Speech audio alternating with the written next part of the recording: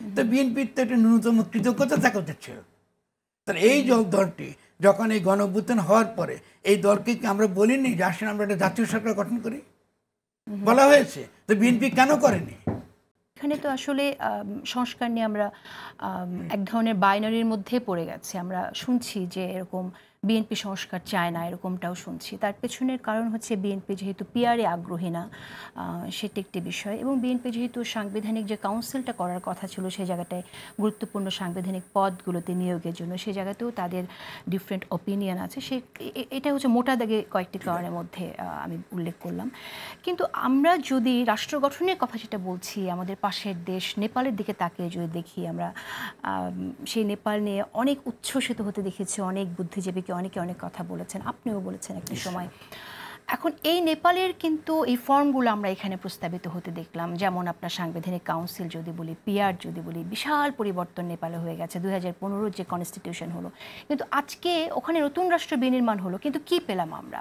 সেখানেও তো দুর্নীতির জন্য আন্দোলন চলছে, আপনি জানেন বেশ অনেক দিন ধরে তীব্র প্রতিবাদ চলছে, এবং শেষ পর্যন্ত সেখানে গিয়ে আপনি জানেন যে কেপি শর্মা হোয়াটসঅ্যাপ থেকে শুরু করে সামাজিক যোগাযোগ মাধ্যম বন্ধ করে দিয়েছে, এবং আজকে আন্দোলন হচ্ছে, এতগুলো মানুষ সেখানে 19 জন শেষ খবর পাওয়া পর্যন্ত মারা গেছে। সুতরাং এই যে পিআর হলেই বা সাংবিধানিক কাউন্সিল হলেই যে সব সমস্যার সমাধান হয়ে যাবে, সেটাও কি আমরা বলতে পারি কিনা? এটা তো আমি কিছু বলিনি, এটা আপনার বক্তব্য হচ্ছে যে ওকে ফাইন। নেপালের ঘটনা নিয়ে আমি আলোচনা করতে চাই, এখন এই সময় কম হবে, কারণ এটা অনেক ডিটেল লম্বা লড়াইয়ের সাথে একটা সশস্ত্র সংগ্রাম ছিল, এবং তারা একটা ইন্ডিয়ান হেজিমের মধ্যে ছিল। সেখান থেকে বেরিয়ে এসে চীনের সঙ্গে তাদের সম্পর্ক, এবং তারা একটা অত্যন্ত একটা গুরুত্বপূর্ণ একটা জায়গায় গেছে, এবং তারা যে কনস্টিটিউশনটা তারা তৈরি করতে পেরেছে, নতুন কনস্টিটিউশন, এটা একদমই নতুন, তারা তো করে পেরেছে তো করতে, ঠিক আছে লোকে। তো আমরা ওই জায়গায় যাই না, আমরা তো এখনো নেপাল হতে পারিনি, আমরা তো এখানে নেপাল হতে পারিনি। আচ্ছা, আপনার আগের প্রশ্ন আমি ফিরে যাই, যারা আপনার এই সংস্কারের কথা বলছেন, দাবি করছেন, আচ্ছা আমি আপনাকে ছোট প্রশ্ন করি, বিএনপির তো একটা জাতীয় দল না ওইটা, তো বিএনপির কি কোনো ক্ষমতা নাই এটা নতুন কী ধরনের রাষ্ট্র হতে পারে তার একটা রূপকল্প হাজির করা? সেটা আচ্ছা, নাম্বার আচ্ছা, তারা পারলো না, তার বিএনপি কি কোনো ক্ষমতা নাই যে কি কি সংস্কার তারা চায় এটা তারা পরিষ্কার করে বলুক জনগণকে? আমরা যদি দেখতে পাই বিএনপি তো 31 দফা নিয়ে অনেকের সাথে কথা বলছে। 31 দফাতে তো কোনো সংস্কার না, তারা অনেকগুলো কমিশন বানানোর কথা বলছে, তারা অনেকগুলো কমিশন কথা বলে। আমি পড়েছি 31 দফার সম্পর্কে আমার 7 কিস্তির সমালোচনা আছে, তো আমি আজকে এটা বলতে হবে, এটা আছে। কিন্তু বিএনপি কি কখনো আমাদের সমালোচনার উত্তর এসে আমাদেরকে বলেছে যে আপনারা এই সমালোচনা বা এই উত্তর দিচ্ছি? বিএনপি কোথাও দেখেছেন বিএনপি উত্তর করে দিয়েছে যেগুলো প্রশ্ন করেছে? কারণ ওদের 31 দফা, এটা তো আমি দফা দিবেন না, আপনি দফা দিয়ে শোনার লাভটা কি? আপনি একটা জাতীয় দল, আপনার তো অন্তত ন্যূনতম কিছু ক্ষমতা থাকবে যে আপনি বাংলাদেশের এই নতুন যে রাষ্ট্রটা তার রূপটা কেমন হবে তার একটা ধারণা দেবেন, আপনি বাংলাদেশের অর্থনীতি কী হবে তার একটা ধারণা দেবেন, ঠিক আছে? আপনি কি নিউ লিবারাল ইকোনমিক পলিসি চান, নাকি আপনি এখানকার সত্যিকার অর্থে একটা বিনিয়োগ বান্ধব আপনি একটা কী বলে অর্থনীতি আপনি চান, ঠিক আছে? আপনি যে কোনো ক্ষেত্রে, স্বাস্থ্যের ক্ষেত্রে বলুন, বিভিন্ন ক্ষেত্রে বলুন, তার কি এটার প্রস্তাব থাকতে পারবে না? এটা তো জাতীয় পার্টি। তো যদি এই জাতীয় পার্টি, এত বড় একটা পার্টি, যদি এটা করবার ন্যূনতম ক্ষমতা না থাকে, তো এটাকে আপনারা দল কেন কি করে বলেন? কিসের ভিত্তিতে দল? তার তো কোনো আদর্শ পর্যন্ত নাই। আজকে আপনি এই দলটাকে যদি জিজ্ঞাসা করি, আচ্ছা আপনি এই আমাদের জিয়াউর রহমানের 19 দফাটা এই 2025 সালে কি 2000 সেখানে নতুন করে আজকে রিরাইট করুন, আমাকে বলুন যে আপনারা কি চান।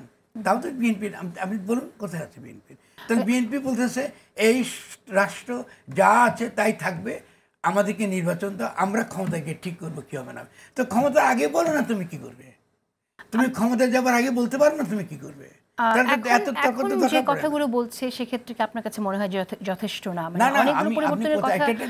এটা একটা ন্যাশনাল দল, এই দলটা এখনো নিজে নির্বাচন করে না, এই দলটা নিজে নির্বাচন করে না রে ভাই, এটা কেমন কথা? সে আবার জাতীয় নির্বাচন চায়, নিজের দলের ভিতর নির্বাচন হচ্ছে, আমরা দেখলাম বিভিন্ন জেলায়। কোথায় হচ্ছে? আপনি কাউন্সিল কোথায় করুক না, তারা নিজেরা কাউন্সিল করে নিয়ে এসে তাদের নেতৃত্ব ঠিক করুক, নতুন কর্মীদেরকে দিক অধিকার ভোট দিবার, কে নেতা থাকবে কে নেতা থাকবে না, ওরা করুক নির্বাচন, তারপরে নির্বাচন করে সে বলুক যে আমরা নির্বাচন চাই। ওকে, একটু প্রশ্নটা করতে চাই এখানে, সেটা হচ্ছে যে আপনি কবে থেকে মনে করেন যে বিএনপি লুটেরা মাফিয়া শ্রেণীর দল?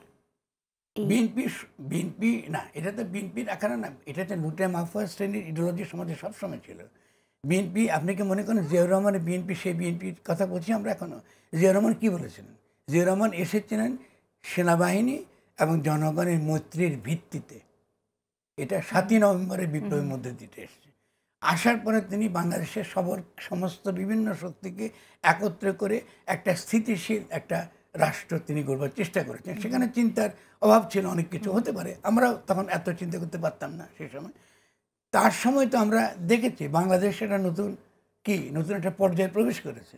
প্রথমত আমরা পুরনো স্টেট ক্যাপিটালিজম জায়গা থেকে আমরা যে গ্লোবালাইজেশন, মানে আপনার ধরুন বাজার ব্যবস্থার যে ইতিবাচক দিক, এটা আমরা আত্মস্থ করার চেষ্টা করেছি।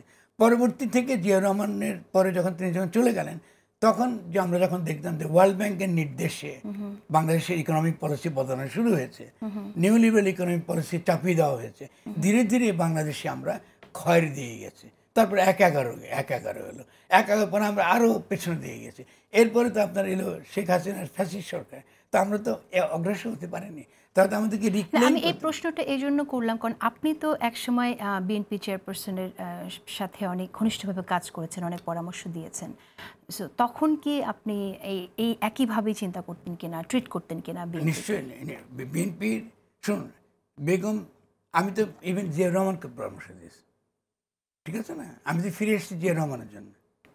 আমি তো দেশ থেকে চলে গেছিলাম বাইরে, এবং জিয়াউর রহমান এখান থেকে যাকে নিয়ে আমাকে ফেরত নিয়ে এসছেন তিনি ছিলেন এনায়েতুল্লাহ খান, ছিলেন মন্টু ভাই, ঠিক আছে? ওকে আমি সে অনেক বড় লাভ নেই, আমি বলবো সে গল্প। কিন্তু তার ফলে আমরা তো ফিরে এসেছি বিদেশে, আমরা কেউ বিদেশে থাকিনি। তো ফিরে এসে তারপর আমি কেন বেগম জিয়ার প্রতি আমার যে, আমি বলবো যে আমার যে শ্রদ্ধা, আমার যে ভালোবাসা থাকবে তার সবসময়। কেন?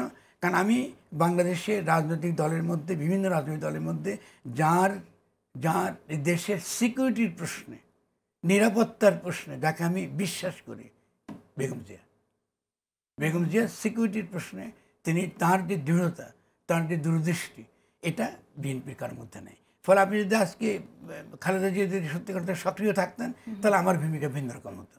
আজকে বিএনপি সাহস করতো না ফরহাদ মাজারের বিরুদ্ধে ক্যাম্পেইন করতে, যে আমি বিএনপি ভাগ করতে চাই এবং বিএনপিকে নিউরুকে দিয়ে এই প্রচার করা। তো বিএনপিতে কোনো নেতা এসে ক্ষমা চায়নি আমার কাছে এসে। আজকে তো যখন আমরা করেছিলাম যে ইনসাফ কমিটি করে, তার মানবাধিকারের রক্ষার জন্য, তাও তো এই যে দলটি, গ্রুপটি, এটা তো বেগম জিয়া যখন ছিলেন তার নির্দেশেই গঠিত হয়েছে। তাদের শওকত সম্পর্কে, মাহমুদ সম্পর্কে সমালোচনা ছিল হুচিযোগকে। আমাকে সে বলতে পারতেন যে শওকত মাহমুদ সম্পর্কে আমাদের এই অভিযোগ আছে, আপনি ওর সঙ্গে যাবেন না। বা উনি যদি আপনাকে গিয়ে বলে থাকে যে খালেদা জিয়া আপনাকে আবারও মানবাধিকার সংগঠনটা গড়ে তুলবার কথা বলছে, এটা সত্যি নয়, এটা কোনো ভিত্তি নেই, তো সেটা তো ভিন্ন কথা। তারা তো সেই পথ নেন নাই। তারা কি করেছে? আমার একটা প্রশ্ন, যে আপনার সাথে তো সরাসরি যোগাযোগ ছিল বিএনপি চেয়ারপারসন বেগম জিয়ার, তাহলে আপনি কেন কারো ভায়া হয়ে পরামর্শটা না? শুনুন, আমি রাজনৈতিক বাস্তবের কোনো ধারণা নেই আপনার। না, আমি জানতে চাইছি, আপনি তো সরাসরি জানতে চাওয়ার সুযোগ ছিল, কেন আরেকজনের মাধ্যমে? অসুস্থ মানুষ, তিনি তখন পর্যন্ত বন্দী। খালেদা জিয়াকে মুক্ত করেছি আমরা, বিএনপি নয়। খালেদা জিয়াকে সসম্মানে ফিরিয়ে এনেছি আমরা, এই তরুণরা। ফলে বিএনপি যদি কোনো কথা বলে, বিএনপির ওই মেরুদণ্ড নাই। ফলে এই লুটেরা মাফিয়া, এই যে দলটা, এটা তো আর সেই আপনার খালেদা জিয়ার বিএনপিও নয়, এটা আপনি জিয়াউর রহমানের বিএনপি নয়। ফলে আমরাই তো বিএনপিকে রিপ্রেজেন্ট করি। ফলে বিএনপির যে স্পিরিট আপনি বলেন, এটা আমরাই রিপ্রেজেন্ট করি। তাহলে তার আপনি এই ভুলে যাবেন না হিস্ট্রি এগুলো।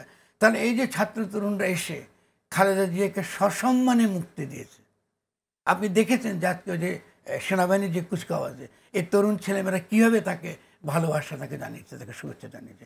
তো বিএনপির তো একটা ন্যূনতম কৃতজ্ঞতা থাকা উচিত ছিল। তাহলে এই দলটি যখন এই গণঅভ্যুত্থান হওয়ার পরে, এই দলকে আমরা বলিনি যে আসেন আমরা একটা জাতীয় সরকার গঠন করি?